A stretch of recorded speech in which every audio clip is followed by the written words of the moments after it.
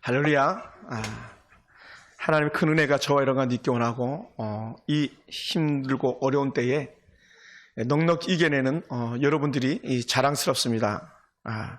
저는 오늘 말씀의 제목을 하누카 카드라는 제목으로 말씀을 나누기 원합니다. 한번 따라해볼까요? 하누카 카드. 처음 들어보는 용어일 수도 있습니다. 하누카 카드.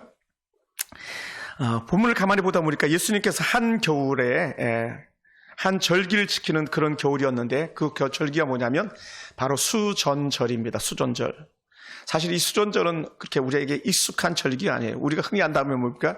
추수감사절, 맥추감사절, 부활절 이런 거나 우리가 생각하지 수전절은 우리가 익숙하지 않아요. 또 원래 이 수전절은 구약에 나오지 않는 그런 절기예요. 구약과 신약 사이를 갖다가 뭐라고 표현하냐면 성경학적으로 중간기라고 표현하는데 중간기 사이에 있었던 그런 한 새로운 절기입니다. 그래서 예수님께서 이 수전절에 성전 안 솔로몬 행각에 거니는 중이셨습니다. 솔로몬 행각은 성전 앞으로 이렇게 보면 왼쪽으로 들어가는 쪽 방향을 기준하면 왼쪽으로 제가 생각엔 그래 한 100m 정도의 길이로 평상 같은 마루가 쭉 놓여 있는데 그 위에 지붕이 있는 것뿐이에요. 그러니까 뭐랄까요, 방갈로 같은 그런 형태로 되어 있는 그런 것이 솔로몬 행각입니다. 그 솔로몬 행각에서 말씀을 서로 가르치고 말씀의 은혜를 갖다 나누는 그런 자리로 쓰이고 있습니다. 그래서 그곳에 예수님께서 말씀을 전할 때에 사람들에게 쭉 둘러싸여 계셨습니다. 그래서 유대인들은 사람들의 마음을 뺏어가는 예수님에 대하여 불만을 품기 시작했어요. 예수님께서 제사장이나 서기관에게서 마음을 뺏어가고 있었던 것이죠. 그래서 예수님에게 사람들 다구칩니다. 이제 제발 좀 사람들 좀 유혹하지 말고 너의 신분을 밝혀라. 너의 신분을 밝혀라. 무슨 신분? 너가 그리스도라면 그리스도의 신분을 밝히라고 그렇게 다구치고 있었습니다. 그럴 때 예수님께서는요, 사람들이 왜 예수님을 거절하고 예수님의 말씀을 듣지 않는지를 너무나도 잘 알고 계셨어요. 그것이 오늘 이제 본문 속에 일어나는 일들입니다. 사랑하는 성도 여러분, 예전에는 제가 이제 중고등학생 때 정도 되겠죠.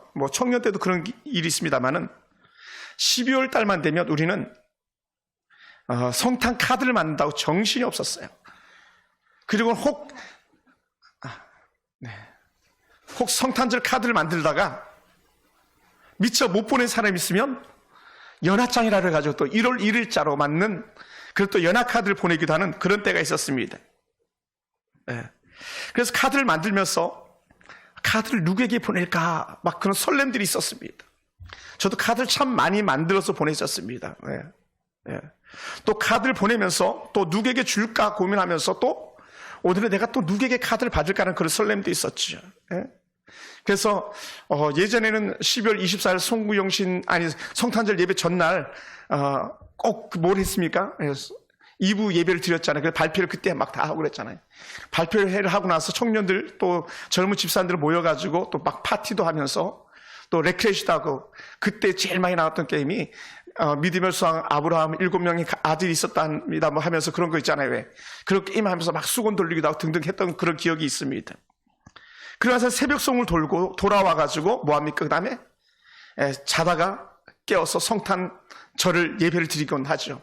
정작 성탄절 예배 11시에 드릴 때는 밤새도록 놀고 했기 때문에 정작 그 예배를 놓치는 경우가 간혹 있습니다. 그래서 성가대 여수실에서 자고 있는 그런 청년들이 있었던 것도 생각납니다. 그러면서 이제 성탄절 축하 이렇게 하는 이브날 저녁에 서로 카드를 나누면서 기쁨의 교제를 이루고 있었죠.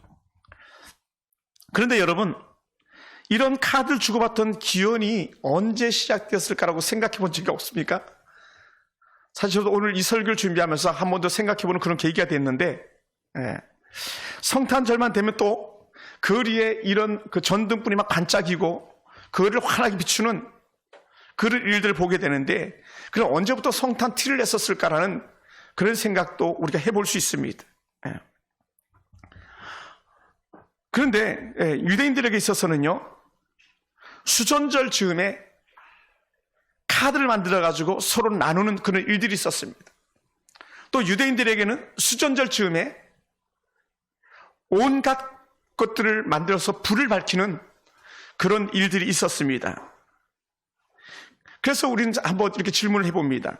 성탄절에 왜 예수님을 기념 카드가 아니라 한우카 카드라는 걸 만들어서 사람들이 나눴었을까? 그렇게 생각해봐요. 그러니까 성탄절과 한우카 수전절이 거의 비슷하게 겹쳤기 때문에 그렇습니다. 네. 그러면 오늘 우리가 예전에 많이 보지 않는 그런 한 절기 수전절이 도대체 뭐냐? 한번 거기서 먼저 한번 생각해 보겠습니다. 그리스가 유럽을 점령하고 다스리면서 헬라 문화를 갖다가 전파하기 시작했었습니다.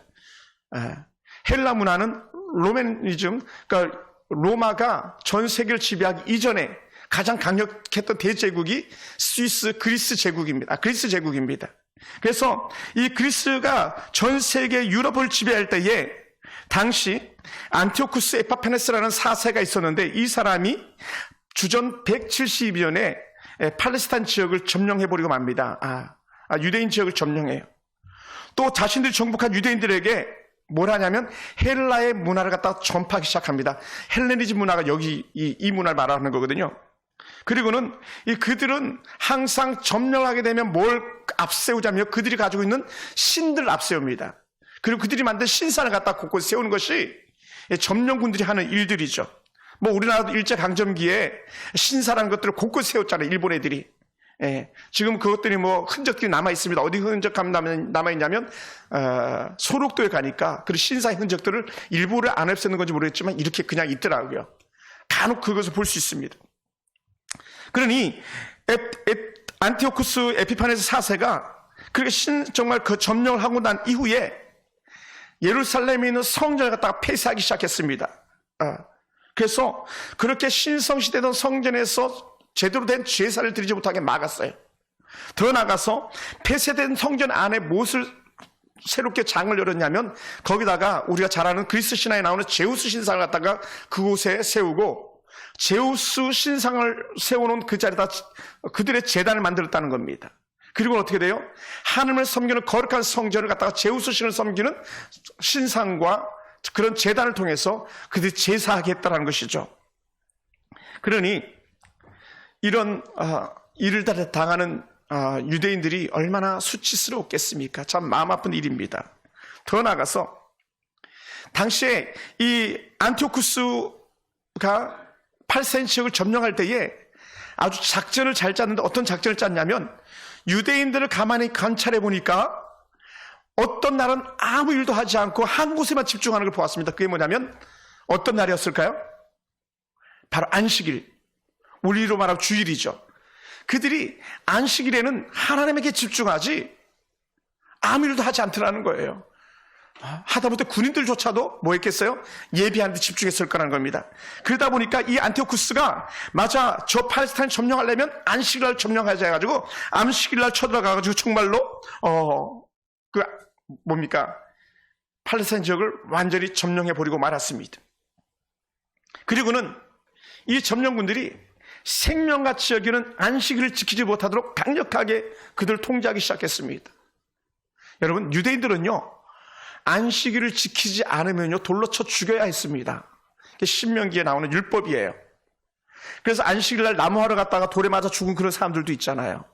다른 말로 하면요 안식일날 예배 드리지 않으면 돌로 쳐 죽여도 그것은 무죄가 되는 그런 극단적 상황인데 이 안티오쿠스가 어떻게 돼요? 안식일 지키지 못하겠어요. 더 나아가서 성전에 제우스 신상을 세우면서 어떻게 돼요? 제대로 된 하나님 앞에 제사를 드리지 못하도록 만들었었어요. 여러분, 나라를 빼앗기면요 모든 걸 빼앗기는 거예요. 힘을 잃으면 모든 것을 잃는 거죠. 그러니 이 유대인들이 얼마나 힘들었겠습니까? 그래서 점령군들은요 안식일을 지키면 너희의 모든 자녀들까지 싹 죽여버리겠다고 그렇게 협박하면서 절대적으로 안식일 금하게 만들었습니다. 그러다 보니까 또 유대인들은요 무슨 생각이 가득합니까? 안식일은 하나님께서 우리에게 주신 율법인데 우리 하나님 율법을 거스리는구나. 가장 기본적으로 10계명에 안식일 지키라고 분명히 나와 있는데 그 가장 핵심이 되는 10계명의 그 계명조차도 제대로 지키지 못하는 이런 것들 때문에 수치와 모멸감이 얼마나 컸겠습니까? 그래서 유대인들은요, 그들이 군사 2만을 끌고 와서 안식을 정말 정벌해버린 거기에 대해서 가슴을 치고 통곡할 일이지만, 그보다 더 큰 것은 비록 그들이 점령했지만 그래도 율법을 지킬 수 있는, 다른 말로 하면 안식을 주의 날만을 지킬 수 있도록 그들이 보장했어야 되는데 그걸 보장하지 않았더라는 거예요. 유대인들의 삶의 전부인 하나님 앞에 제사드리는 걸 금했으니요, 이 사람들은요 살아있으나 살아있는 자들이 아닌 것이죠. 그래서 그들은요 하나님께 예배드리는 전통 관습을 다 뺏기고 마는 거죠. 여러분, 힘이 없으면요 모든 걸 빼앗기는 거예요. 예전 일제강점기에는요 우리의 언어들도 그들이 빼앗았잖아요. 문자, 우리 말모이라는 영화도 나왔지만 문자도 다 빼앗아 버리잖아요. 힘이 없으면요 다 잃는 거예요. 그래서 나라가 힘이 있어야 됩니다. 가정과 교회 역시 마찬가지 강력한 힘이 있어야 됩니다. 근데 가만히 보니까요, 이 안티오쿠스가 왜 이렇게 유대인들의 모든 삶을 갖다 파괴하는 예배에 대해서 방해를 했는가 볼 때에 이미 설레가 있더라고요. 설레가. 우리가 잘 아는 여로보암이라는 북이스라엘의 왕이 있었는데, 이 여로보암이 북이스라엘을 갖다가 재건하고 나서 어떻게 했습니까? 그들이 잘못된 거짓 신상에 하나님이라 속이고 절하게 만들었고, 또 하나님께서 레위 지파만 제사장이 되게 했는데 레위 지파가 아닌 일반 지파들도 제사하게 했고, 하나님께서 분명히 제물들 갖다 구별해서 알려줬는데도 불구하고 여로보암은 제물을 갖다 구별치 않았었습니다. 날짜도 구별치 않았었습니다. 그걸 알았던 안티오쿠스가 역사를 연구했는지 어땠는지 모르겠지만 그것을 그대로 답습해가지고요 이스라엘 백성들에게 아무나 제사장을 세웁니다. 아무 제물이라 드리게 합니다. 그러다 보니까 어느 정도까지 나가냐면요, 유대인들이 가장 싫어하는 짐승이 있다면 그건 돼지인데, 이 돼지를 잡아가지고 원래는 양의 피를 갖다가 이 성전에다 이렇게 뿌리는 건데, 돼지를 잡아서 돼지 피를 갖다가 성전에 뿌리게 만들어 버린 거예요. 돼지라면요, 이 사람들은 돼지의 대자만 나와도 경길해야 될 사람들인데, 그만큼 돼지를 잡아서 제물로 드리고 돼지를 잡아서 돼지 피를 뿌리게 한 건요 가장 큰 수치를 갖다가 유대인들에게 안겨준 것이죠. 사랑하는 성도 여러분, 그럼에도 불구하고요 우리 잊지 말아야 되는 게 있다면 유대인들의 탁월함이에요. 그 수많은 핍박과 악한 가해 속에서도요 살아있는 사람들이 있기 마련입니다. 특히 유대인들에게는 비록 나라는 빼앗겼지만 자신의 정체성은 지금 잃어버려 가고 있지만 무엇을 잃지 않았냐면요, 우리는 선민이다라는 거룩한 의식을 갖다 잃지 않았습니다. 거룩한 백성, 하나님의 백성, 우리 선택받은 백성이라는 영적인 자부심을 갖다가 그들은 빼앗아갈 수가 없었습니다. 그 중에 하스본 가문에 마카비라는 한 사람이 있습니다. 우리말로 하면요 뭐 독립운동가의 가문인 거죠. 안중근 의사, 윤목일 의사 같은 그런 정도 힘 있는 사람, 그런 그 사람이 이 마카비라는 사람입니다. 마카비는 당시에 아주 똑똑했답니다. 그리고 마카비는 그리스도 독립을 하기 위해서 수많은 힘을 갖다 축적했답니다. 그리고는 마카비는 마침내 힘으로 안티오쿠스를 갖다가 일격에 이길 수 없기 때문에 조금씩 레지스탕스라고 하는 저항군으로 해서 지역을 조금씩 먹어가기 시작했었습니다. 그래서 유대의 지형을 너무나 잘 알고 있었기 때문에 그 지형심을 이용해가지고 마침내 그리스를 완전히 대파시키고 말았습니다. 그게 주전 162년입니다. 점령당한 지 10년 만에 유다는 독립을 하게 됩니다. 그래서 이 마카비가 그리스도군을 완전히 물리쳤습니다. 성전을 빼앗기고 난 지 10년 만에 뭐라고요? 성전을 새롭게 되찾게 되어진 겁니다. 그러니 얼마나 좋았겠습니까? 그들은 성전을 회복한 다음에 제일 먼저 했던 게 뭐냐면 제우스 신상 갖다가 깨트려버리고 제우스 신을 섬기기 위한 제단을 갖다가 완전히 회파시켜버렸습니다. 그리고는 하나님의 성전을 새롭게 재건하고 새롭게 성전을 갖다가 정리하는 데에 힘을 다하게 되었죠. 여러분, 성전에 반드시 있어야 될 것 중에 하나가 있다면 그것은 성전 제단에 불을 밝히는 등대입니다. 등대. 그 한 몸에다가 7개의 그 촛대가 걸려있는 등대인데 이 등대에 기름을 갖다가 넣고 불을 붙이려고 하다 보니까 어떻게 돼요? 이 그리스 군대들이 기름을 다 버리고 또 다 가져가 버리고 남은 게 없는 거예요. 그래도 성전을 소지하면 계속 찾다 보니까요, 조그마한 기름병이 나와서 그 기름을 가지고 또 등대에 붓는데 그 분량이 뭐냐면 하루치 정도의 분량이라는 거예요. 하루치 분량. 그래서 하루치 정도 된 분량을 딱 기름을 붓고 불을 피웠는데 하루, 이틀, 사흘, 나흘이 지나도 이 불이 꺼지지 않는 거예요. 언제까지? 8일이 될 때까지 이 불이 꺼지지 않더라는 겁니다. 이 불이. 그래서 이 불이 꺼지지 않는 걸 바라보면서 이 사람들은요, 하나님께서 이 성전 회복했구나라는 완전한 기쁨과 감격성이 있기 시작했어요. 그러면서 하나님은 성전을 새롭게 재건한 것에 대해서 너무나도 기뻐한다는 한 증거가 뭐냐면 꺼지지 않는 등불이었다는 거예요. 할렐루야.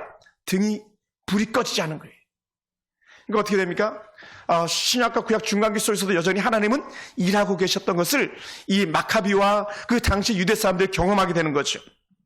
그러다 보니까 이 사람들이 너무나도 기뻐서 춤을 추고 놀라운 은혜가 다 경험하면서 이들이 한 축제를 벌이면서 한 절기로 삼았는데 그 절기가 바로 이 수전절이에요. 그래서 다시 이렇게 표현하는 것 같습니다. 성전을 새롭게 되찾은 날, 이런 날을 기념해서 지키는 게 수전절입니다. 그러다 보니까 이들은요, 꺼지지 않는 그 등대를 갖다가 기념하기 위해서 하누카라는 등대를 만들기 시작했는데, 메루나라고 하는 그런 등대인데, 그 성전의 등에다가 전에는 7개의 등이었는데 거기다 하나를 더하고 가운데 4개 세우고 그래서 8개의 등이 됩니다. 그리고 그 가운데 하나는 더 길게 해가지고 중간에 좀 더 높이 해서 등불 하나 더 다는데 그것이 이제 하누카 등대라고 해서 전체 등이 7개에서 9개로 늘어나게 됩니다. 사실 제가 이스라엘 가봤을 때에 건물마다 등들이 이렇게 있는 거예요. 우리가 성전에서 늘 보던 그런 등이죠. 그런데 가만히 보니까 저도 이렇게 봤어요. 그때 다르더라고요.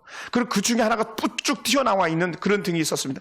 그러니까 9개의 한 몸체에 9개의 등이 있는 거예요. 이게 이 하누카 등대였던 것이죠. 그러면서 하누카 성전 회복, 성전을 수전한 그런 날 갖다가 다시 크게 기념하는 것을 우리는 볼 수 있습니다. 그리고는 이들은 겨울만 되면 수전절을 지키기 위해서 온갖 등을 밝히고 또 카드를 써가지고 전쟁에서 승리한 기념, 성전을 되찾은 기념에 대해서 그렇게 해서 기쁨의 소식들을 나눴다고 합니다. 거기서 카드가 시작이 되어진 거예요. 네. 사랑하는 성도 여러분, 그것만이 아니라 이 하누카 수전절 절기를 지키기 위해서요, 그들은요 얼마나 노력하는지를 보는데, 그들은 수전절 지킬 때 특별한 떡들을 먹고 6월절처럼 떡을 먹으면서 또 그들은 게임을 하기 시작합니다. 많은 노래로 이 하누카 수전절을 기념하는 그런 노래를 만들기 시작했었습니다. 그리고 그 게임이 지금도 전례로 내려오고 있더라고요. 우리 짧지만 잠깐 영상 하나만 잠깐 보겠습니다.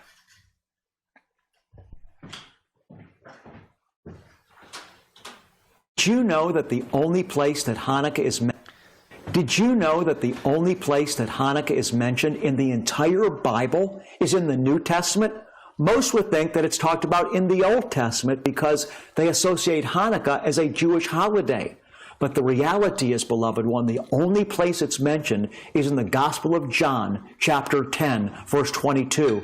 It's referred to there as the Feast of Dedication because the English translation of the word Hanukkah is dedication. The reason it's only mentioned in the New Testament is because the historical events that led to the celebration of Hanukkah took place between the time that the Old Testament writings were finished, but before the time that the New Testament writings began. So the time between the end of the Old Testament and the beginning of the New Testament writings is called the intertestamental period. And the historical events, once again, that led to the celebration of Hanukkah took place in the intertestamental period. That's why it's never referred to in the Old Testament.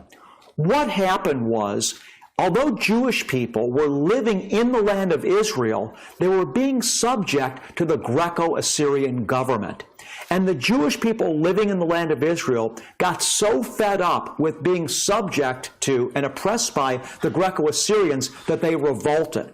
They were successful in driving the Greco-Assyrian influence out of their land governmentally to such an extent that they recaptured the temple that the Greco-Assyrians had profaned. And when they recaptured the temple, they cleansed the temple and they rededicated, that's why it's referred to in John 10:22 as the Feast of Dedication.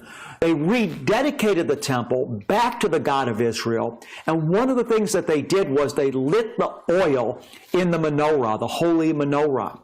Now, tradition tells us that when they lit the oil in the menorah, there was only enough oil for that menorah to burn for 1 day, but that it supernaturally burned for 8 days, and thus we celebrate Hanukkah for 8 days and call it a season of miracles. I want to say to you today, those of you that know Messiah Jesus and that are in a relationship with Father God, you are a miracle. You're a sign and a wonder, and you're going to continue to be changed from glory to glory.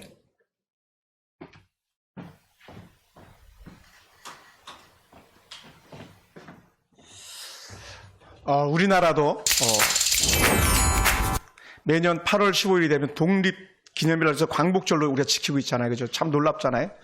우리나라 독립기념관도 제가 가봤습니다만 얼마나 웅장한지 제가 2번 정도 가봤는데 한번 가볼만 합니다.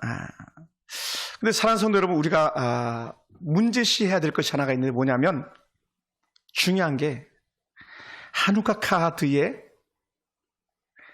또 수전절의 특별한 기념에 정작 그 중심을 잡아야 될 예수님이 또 하나님이 중심이 되지 않더라는 거예요. 정작 그들이 좋은 카드를 많이 만들어서 교제하고 나누고 있지만 거기에 누가 쏙 빠져버렸냐면 하나님이 빠졌더라는 것이죠. 성전 탄환을 기념하면서 카드를 만들어서 나라의 회복을 갖다가 기뻐하고 함께 축하했지만 정작 그 날이 있게끔 하신 예수님은 쏙 빠져버린 거예요. 어찌 보면 예수님이 전쟁을 이기게 하셨고요. 예수님이 성전을 회복하게 하신 하나님의 날이라고 할 때에 오히려 그들은요, 예수님을 돌로 치려고 했어요. 수전절을 잊게 하신 분이 예수님인데, 그 예수님을 돌로 치려고 하는 그런 모습을 우리는 본문에서 이렇게 볼 수 있습니다. 수전절에 성전을 회복한 것을 기념하기 위해서 성전의 축제를 벌이면서도 정작 하나님이신 예수님이 나타나니까 어떻게 돼요? 오히려 불신앙으로 바뀌고 폭력성으로 예수님을 죽이려고 같이 하는 걸 보게 됩니다. 이게 역설인 거예요. 진정한 성전의 주인이 예수님이 지금 유대인 곁에 있잖아요. 오늘 본문에 보니까 그들은 예수를 위해서 성전을 청소하고 수리한 사람들입니다. 왜 그렇게 말할 수 있냐면요, 10장 30절에 나와 아버지 하나이라고 했기 때문에 이 성전의 참된 주인은 하나님이셨기 때문에 하나님을 위해서 성전을 청소한 것이 곧 예수를 위해서 한 것과 같기 때문에 그렇습니다. 하나님이 기름을 떨어지게 하지 않았다면 그것은 예수님이 하신 일이기도 합니다. 하나님을 기념한다면 지금 당장 눈앞에 보이는 누구를 섬겨야 되냐면 어찌 보면 예수님을 섬겨야 하는 일이었거든요. 그들은 한우카 절기를 지키면서 등대에 불을 붙이면서도 참비신 예수님은 알아보지 못하는 어리석음을 범하고 있더라는 것이죠. 성전을 회복하기 위해 성전을 수리하고 성전을 청소했지만 정작 성전이 대신 예수님을 따르는 삶을 살지 않았습니다. 그래서 예수님께서는 그들이 왜 예수님을 따르지 않는지 분명하게 선을 그어서 말하는데 그들이 한우카 카드에 예수님이 사라져버리고 수전절에 예수님이 사라진 이유가 이거야라고 지목해 주시는데 그 말씀이 뭐냐, 바로 10장 우리가 읽었던 26절 27절이었던 거예요. 제가 한번 읽어보겠습니다. 너희가 내 양이 아니므로 믿지 아니하는도다. 예수님의 양이 아니니까 어떻게 돼? 예수님을 죽이려고 하는 거예요. 웃기죠? 또 하나는 내 양은 내 음성을 들으면 나는 그들을 알며 그들은 나를 따르느니라 했는데 그들은 예수님과 함께 있음에도 불구하고 예수님의 말씀을 듣지 않습니다. 이게 역설인 거예요. 여러분, 같이 있다고 다 같은 게 아니라는 거죠. 예수님의 곁에 있다고 다 같은 사람들이 아니라는 거예요. 그래서 이런 말씀을 하신 예수님 마음이 얼마나 아팠을까 나름대로 생각해 보기도 합니다. 그들이 한우카의 절기 수전절을 지켰지만 그들 안에 예수님은 없었던 것이죠. 지금 수전절 축제 현장에 축제가 한창인 유대인들이 예수님에게 질문합니다. 너는 누구냐? 만약에 당신이 그리스도거든 우리에게 밝히 말하라 할 때에 예수님께서는 그들에게 했던 말은 다른 말이 아니라 너희는 내 양이 아니다. 내 양이 아니므로 너희는 내가 말은 믿지 않는다. 듣지 않는다. 하지만 내 양은 내 음성을 듣는다라고 말씀하셨습니다. 그리고는 나는 내 양을 알고 또한 내 양은 나를 따른다라고 말씀하시면서 그렇게 한우카 절기 수련절을 지키는 그들에게 너희는 아니다 이렇게 말씀하시는 거예요. 사실은 이건 무서운 표현들이거든요. 또 예수님께 더 말씀하시는데 내 양에게는 내가 영생을 주노라 라고 말씀하셨어요. 그리고는 내 양은 영원히 멸망하지 않을 것이다 그랬어요. 그들은 멸망했던 유대를 다시 회복하면서 무너져버린 성전의 은혜가 다 재건했는 그들인데도 불구하고 그들에게 말씀하는 거예요. 두 번 다시는 빼앗기지 않을 것이다. 누구만? 내 양만. 이렇게. 그리고 나는 내 양을 알고 또한 내 양은 나를 따른다라고 주께서 말씀하시면서 나를 따르는 자가 내 양이다 이렇게 표현하는 거예요. 사랑하는 성도 여러분, 더 나아가서요, 놀란 은혜가 되고 위로가 되기 원하는데 저와 여러분이 같은 은혜가 또 같은 위로가 되길 주님을 축원합니다. 그것은 뭐냐면 내가 두 번 다시는 내 양을 빼앗기지 않는다라는 거예요. 오늘 하나님께 주신 은혜 가운데서 저와 여러분의 신앙이 결코 빼앗기지 않는 믿음 되길 주님을 축원합니다. 할렐루야. 참된 믿음은요 빼앗기지 않는 거예요. 할렐루야. 그게 우리에게 은혜가 되기 원합니다. 그리고 예수님과 함께하는 양들은요 아버지께서 주신 양이라고 표현합니다. 그러니까 양이 아버지께 주시지 않으면 내 양이 아니라고 표현하는 거죠. 그래서 예수님의 손에서 빼앗을 수 없는 것만이 아니라 아버지 손에서도 빼앗을 수 없다고 이렇게 주께서 말씀하셨습니다. 왜 빼앗기실 수 없냐? 아버지에게서 빼앗을 수가 없고 예수님께서 빼앗을 수 없는 이유 중에 하나가 뭐냐 했을 때에 예수님은 훅 들어오셔서 하셨던 말씀이 바로 뭡니까? 아버지와 나는 하나다라는 거예요. 예. 그러니까 이들이 성전에서 수전절을 잘 지키면서 하나님의 이름 부르고 있지만 아버지와 내가 하나인 예수님을 알아보지 못한 그런 어리석음이 그들에게 있었던 거죠. 예수님이 그들 안에 없는 이유는요 예수님 양이 아니기 때문에 제가 말씀드렸습니다. 그러다 보니까 수전절조차도 사실은 의미 없는 절기가 되고 말았다는 거죠. 요한복음 2장 19절 보면은 유대인들이 많이 요구했던 것들 중에 하나가 있는데 그게 뭐냐면 그들에게 하셨던 예수님 말씀과 그들의 요구사항을 보면 이렇게 표현합니다. 예수님 제발 좀 표적 좀 보여주세요. 예수님 제발 기적 좀 보여주세요 하는 거예요. 사실 이 수전절을 지키게 됐던 결정적인 배경이 뭡니까? 8일 동안 등에서 기름이 떨어지지 않고 불이 여전히 비친 거 아니에요, 그죠? 그들은 8일 동안 불이 꺼지지 않은 걸 바라고 와 이건 기적이다, 미라클 그랬을 거라고요. 기적이라고. 그리고 하나님이 우리와 함께한다고 그렇게 외쳤을 겁니다. 그러면서 그것을 기념하기 위해 수전절을 지켜오고 있는데 그때 예수님께서 훅 들어왔던 말씀이 뭐냐면 표적을 보여달라는 그들에게 이렇게 말씀하셨어요. 너희가 이 성령을 홀라 내가 사흘 동안에 일으키리라. 그들은 성결 회복한 것 때문에 기뻐서 지금 잔치를 벌이고 있는데 너희가 이 성령을 허려버려 내가 3일 동안 일으키리라. 유대인들은 그 말을 듣는데 이해할 수가 없었죠. 언제 이해합니까? 한참 후에나 이해합니다. 언제? 부활한 이후에 아하 그 사흘이 예수님의 부활을 말씀하셨구나라는 것을 후에 알게 되는 것이죠. 할렐루야. 그러니요 유대인들은 사실 당시 이 성전 혼란 내가 3일 만에 일으키려 했을 때 발칵 뒤집어진 거예요. 왜냐하면 그들은 무려 이 지금 갖고 있는 헤롯 성전을 표현하는데 그 헤롯 성전이 지어지는데 무려 몇 년이 걸렸냐면요 무려 46년이 걸렸어요. 46년. 그런데 46년이나 걸려서 지은 그 성전을 갖다 3일 만에 확 세우게 한다니까요. 유대인들은 발칵 뒤집어질 수밖에 없었던 것이죠. 예수님께서는요 모든 걸 다 보여주셨습니다. 하나님 예수님이 이 땅에 오실 때 미리 사람들에게 다 보여주셨어요. 무엇인지를 보여줬냐? 그가 메시아로 이 땅에 오셨고 그가 성전됨을 우리에게 보여주셨습니다. 예수님께서 이 땅에 그리스도로 왔다는 것을 갖다가 알게 했던 수많은 사람들이 있었습니다. 왜냐하면 오늘 질문이 그거 아닙니까? 당신이 그리스도여서 밝히 말해라 했을 때에 사람들이 이 사람들의 말을 갖다 무시하고 안 들은 거예요. 누구의 말을 안 들었냐? 첫째는 세례 요한의 말을 안 들었어요.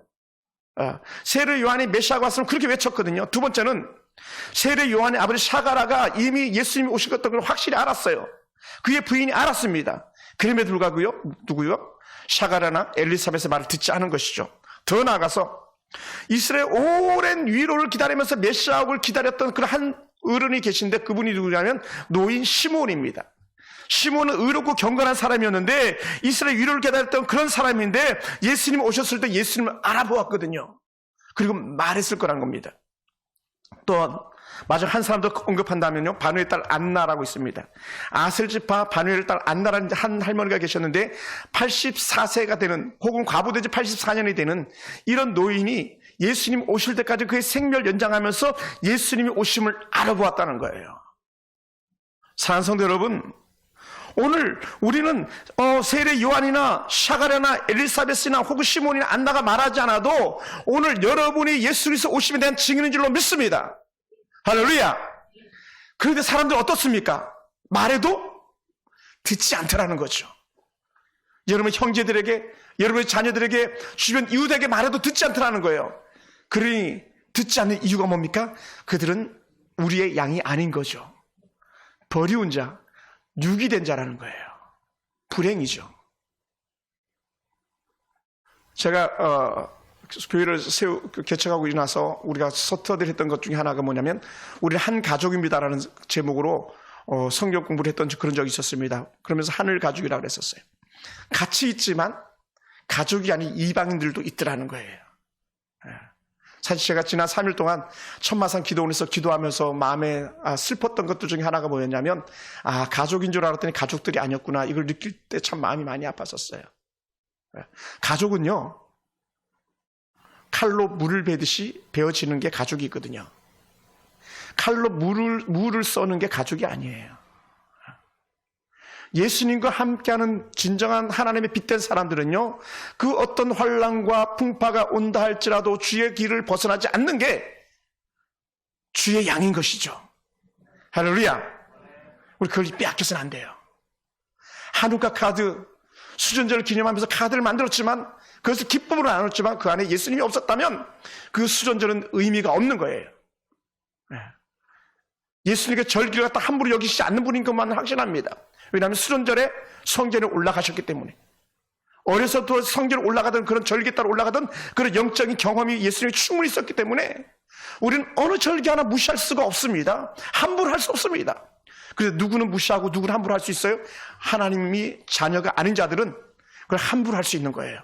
무시할 수 있는 거예요. 우리는 얼마든지 볼 수 있습니다. 사랑하는 성도 여러분, 예수님께서 어떻게 오실 분인지를 갖다 이미 다 예언해 주고 또 보여주셨었습니다. 가나의 혼인잔치는요, 예수님이 오셨던 가장 완벽한 은혜였던 거예요. 가나의 혼인잔치는요, 예수님께서 잃어버린 가정, 빼앗긴 가정, 상처받는 가정을 회복하는 증거가 가나의 혼인잔치였거든요. 아담과 하와의 가정, 깨어진 가정입니다. 아담과 하와의 깨어진 가정의 완전한 회복의 은혜가 딱 어디서 나타나냐면 가나의 혼인잔치였거든요. 모자라는 것을 채우시는 은혜. 할렐루야. 그러면서 예수님 하나님이신 것을 보여줬어요. 오병이어를 통해서 하나님 것을 보여주셨어요. 넉넉하게 채우신 하나님. 더 나아가서 나사로의 부활을 통해서 이미 예수님께서 하나님이 것인 것을 보여주셨어요. 천병, 하늘의 정말 그 재앙이라고 말하는 나병이 걸린, 쉽게 말하면 문둥병자 아닙니까? 문둥병이 걸린 사람을 낫게 하시는 예수님이었어요. 그럼에도 불구하고 사람들은 기적을 보여달라고 해서 기적을 보여줬더니 믿으면 되는데 그 기적이 그들에게 믿음이 되지 않은 거예요. 왜? 그들은 하나님의 자녀가 아니었던 거죠. 불행한 거예요.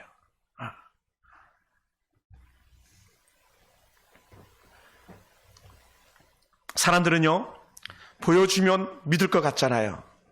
그렇지 않아요. 안 봐도 믿는 것이 믿음이라고 예수님께서 말씀하셨어요. 본고로 믿느냐? 보지 못하고 믿는 자가 복되도다. 할렐루야. 우리에게 은혜가 돼야 돼요. 제게도 그런 믿음이 생기기 원하고 여러분에게도 그런 믿음이 생기길 주님으로 축복합니다. 할렐루야. 이제는 더 이상 그들에게 눈에 보이는 성전이 아니라 성전으로 이 땅에 임하신 예수님을 섬기도록 하나님이 예수님을 보내주셨어요. 성전을 수리하고 성전에 다시 제사를 지내도 이를 기뻐하던 그들이 진짜 성전이신 예수님을 섬기는 것이 그들의 일이었었어요. 그래서 예수님께서 당신이 성전인 것을 드러내줬고 이 증거를 갖다 사도 바울이 우리에게 주셨지 않습니까? 너희 몸이 하나님의 성전인 것과 성령이 너희 안에 거하신 걸 알지 못하냐 하시면서 우리 하나님의 성령이 우리 안에 거하심으로 우리 몸이 성전 되었을 것다 한 번 더 확신시켜 주셨던 거죠. 눈에 보이는 성전이 아니라. 사랑하는 성도 여러분, 한우카 수전절의 흔적은요 지금도 남아있고 그것이 전례처럼 내려오고 있습니다. 만약에 이번 성탄절에도 여러분이 어느 누군가에게 이모콘티로 보내면서 성탄 카드를 한 장 보낸다면 어찌 보면 그게 수전절의 흔적일 수 있습니다. 물론 다양한 다른 예로 말하는 것도 있겠습니다만은 우리 교회가 이렇게 성탄 트리를 켜서 불을 밝힌다면 이것은 또한 또 다른 수전절의 하나의 흔적일 수도 있습니다. 그럼에도 불구하고 우리 다시 한번 만판을 새기기 원합니다. 우리는 예수님이 오신 것을 기념하는 자들이 되기 원합니다. 할렐루야.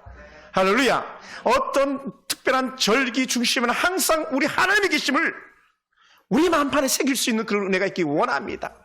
그냥 또 성탄절이 왔네, 또 부활절이 왔네, 이게 아니라 우와, 나를 위해서 예수님께서 다시 살아나셨구나, 나를 위해서 예수님께서 이 땅에 다시 오셨구나, 그것을 우리가 헤아릴 수 있는 그런 영적 은혜가 있길 주님을 축원합니다. 사랑하는 성도 여러분, 한우카 절기는 지금도 유대인들이 지키고 있다는데요, 사실은 유대인들 중에서도 성탄절을 기념해서 지키는 사람들은요 100명 중에 5명밖에 안 된대요. 그러니까 5%만 유대인들이 성탄절을 지키고 있다는 거예요. 역설이죠.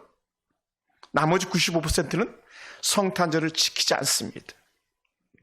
그리고는 수많은 거리거리에 성탄 트리들이 장식된 것처럼 보이지만 그것은 하나의 한우카를 기념하는 것들에 지하지 않는다는 거예요.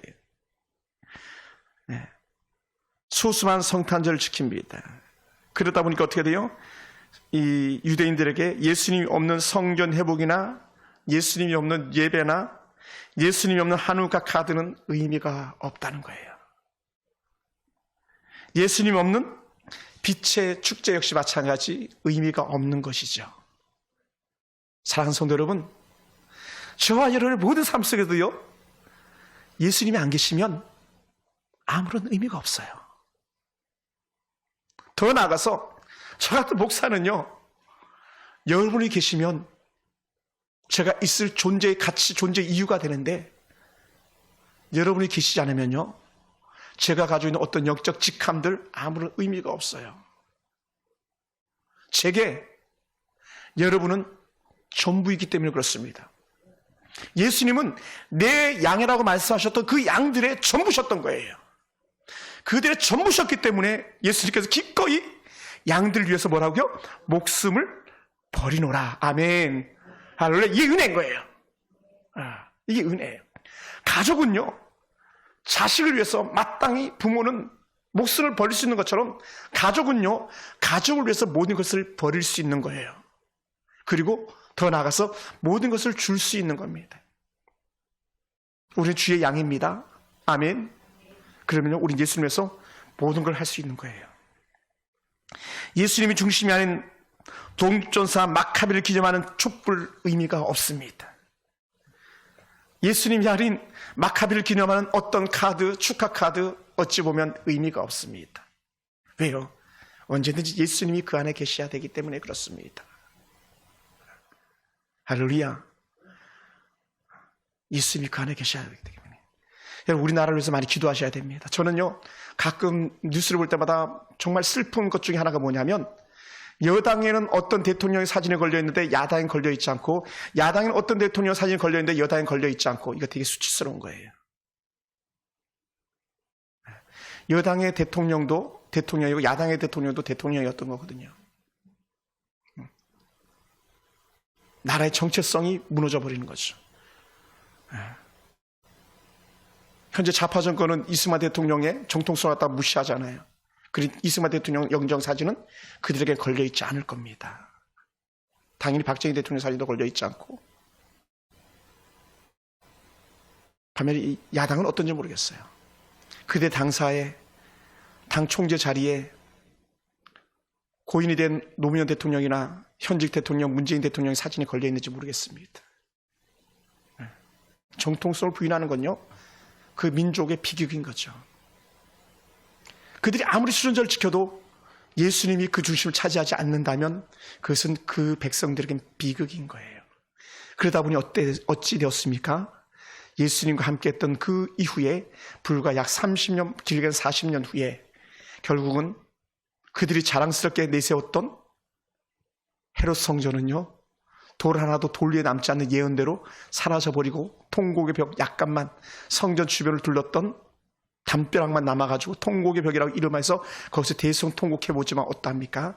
예수님 없는 성전, 아무것도 아닌 것을 그들이 어찌 알겠습니까? 사랑하는 성도 여러분, 지금도 많은 사람들이 성탄절을 보내고 지키고 있습니다. 예수님이 없는 성탄절을 지내면서 한우카 절기를 지키듯 춤을 추고 기뻐합니다. 그러면서 수많은 사람들이 쾌락으로 달려가는 걸 보게 됩니다. 이제는 법으로 금지하니까 호텔을 빌려가지고 호텔에서 광란의 파티를 한다는 그런 뉴스도 종종 듣게 됩니다. 이건 비극이죠. 누구 때문에 그들이 기뻐 뛰며 춤을 추냐는 거예요. 예수님 없는 기쁨은 아무 의미가 없습니다. 지금 누가 하누카 카드와 같은 것을 보내고 있으면서 그렇게 살아가는 사람들이 있습니까? 예수님 없는 카드는 의미가 없습니다. 그럼 우리는 어떻게 해야 되겠습니까? 예수님이 내 곁에 오시다는 사실이 무엇으로 증명되는지 다시 한번 이렇게 새겨보아야 됩니다. 오늘도 여전히 하나님께서 우리를 갖다가 부르셨고 당신의 양으로 말씀해 주셨을 때에 내게 그 하나님의 어린 양이 되는 증거가 무엇으로 드러날 수 있는지 여러분 곰곰이 한번 생각해 보시기 바랍니다. 저는 오늘 이 시간에 올라온 여러분들이 지금 이 자리에서 주의 이름을 부르며 온전한 마음을 갖다 예배하는 그것이 진정한 여러분에게 예수님이 말씀하셨던 당신의 양이 되는 줄 믿습니다. 할렐루야, 할렐루야. 사랑하는 성도 여러분, 또한 특별히 우리가 그냥 매년 흘러가는 물처럼 다가오고 있는 그런 어떠한 절기를 할지라도 우리가 마음과 뜻과 정성을 다해서 주의 오심을 갖다 기뻐한다면 여러분은 하나님의 어린 양인 증거가 되는 줄 믿습니다. 할렐루야. 그런 절기의 깊은 은혜가 우리 가운데 있어지기 원합니다. 또 특별히 어린 시절부터 절기를 지키러 올라갔다고 말씀하셨던 그 예수님처럼 우리도 하나님의 은혜 절기를 갖다 여기고 그 중심에 하나님이 계심을 우리가 볼 수 있다면 우리는 가장 귀하고 복된 영적인 하나님의 사람들인 줄로 믿습니다. 사랑하는 성도 여러분, 우리가 가슴에다 손을 얹고 다시 한번 생각해 봤으면 좋겠어요. 지금 내 안에 그리고 내 삶의 중심에 진짜 예수님이 계신가? 세상에 그 어떤 것을 다 내려놓고도 난 예수님만 놓을 수 없습니다라고 고백할 수 있는 그러한 은혜가 있겠는가? 여러분 한번 생각해 보셔야 됩니다. 더 나아가서 한번 점검해 보시기 바랍니다. 이번 성탄절을 맞이하는 내 마음에 이 시대를 바라보면서 통곡하며 아버지 앞에 기도하며 부르짖어야 될 것은 무엇인가? 때로는요, 길을 나간 또 집을 떠난 탕자일 수도 있고요. 때로는 둘째 아들일 수도 있고요. 하나님의 은혜를 저버리고 여전히 세상에서 방황하고 있는 어떤 사람들일 수도 있지 않을까 생각되어집니다.